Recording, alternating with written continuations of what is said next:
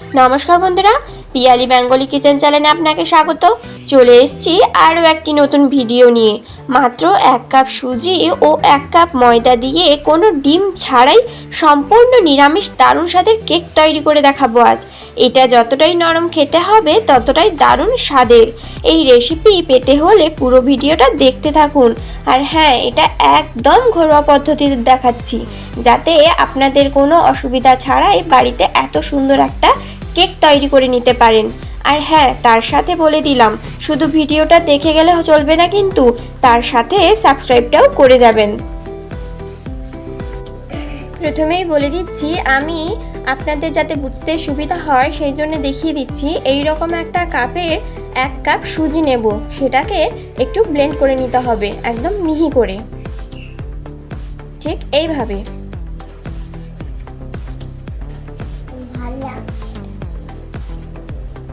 এবার এটার সাথে সাথে আমি দিয়ে দেব আরও এইটার মাপেই 1 কাপ ময়দা দিয়ে ওটাকে চেলে নিতে হবে।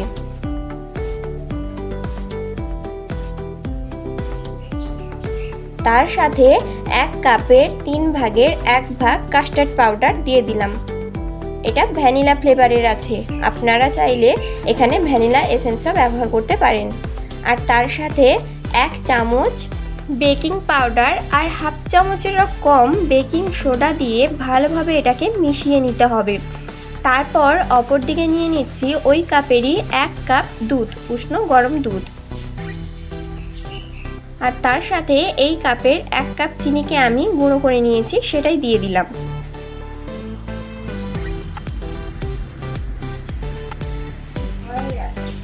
এবার এটার মধ্যে দিয়ে দিচ্ছি 3 চামচ বাটার দিয়ে এটাকে ভালোভাবে একটু মিশিয়ে নিতে হবে যতক্ষণ না চিনিটা গুলে যাচ্ছে।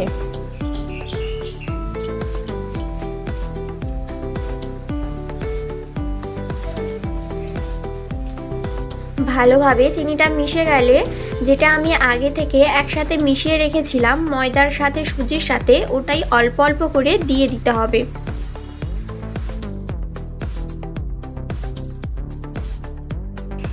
আর এটা একভাবেই ব্লেন্ড করবেন যাতে কোনো দানা না পাকিয়ে যায়।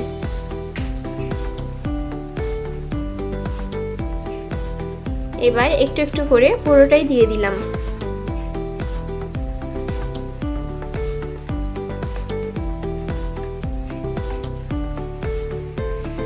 ব্যাটারটি ঘন লাগায় এখানে আমি কিছুটা দুধ দিয়ে এটাকে আরেকটু পাতলা করে নেব।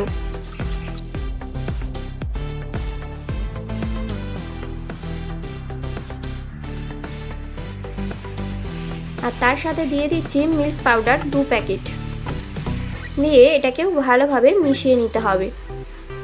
আর তার সাথে পরিমাণ মতো লবণ, একদম সামান্য দিয়ে এটাকে ঢাকা দিয়ে রেখে দেব ওই ধরুন 10 থেকে 15 মিনিটের জন্যে। অপর দিকে টুটি ফুটি নিয়ে ওটার মধ্যে আমি একটু ময়দা দিয়ে কোট করে নেব।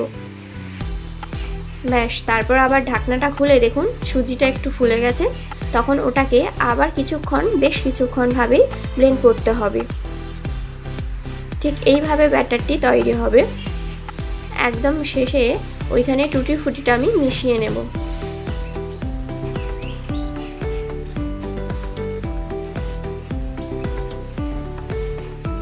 এবার একটি অ্যালুমিনিয়ামের জায়গাতে আমি ভালো করে তেল ব্রাশ করে নিচ্ছি।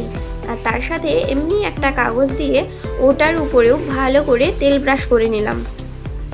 এবার ওটার মধ্যে ব্যাটারটি ঢেলে দেব।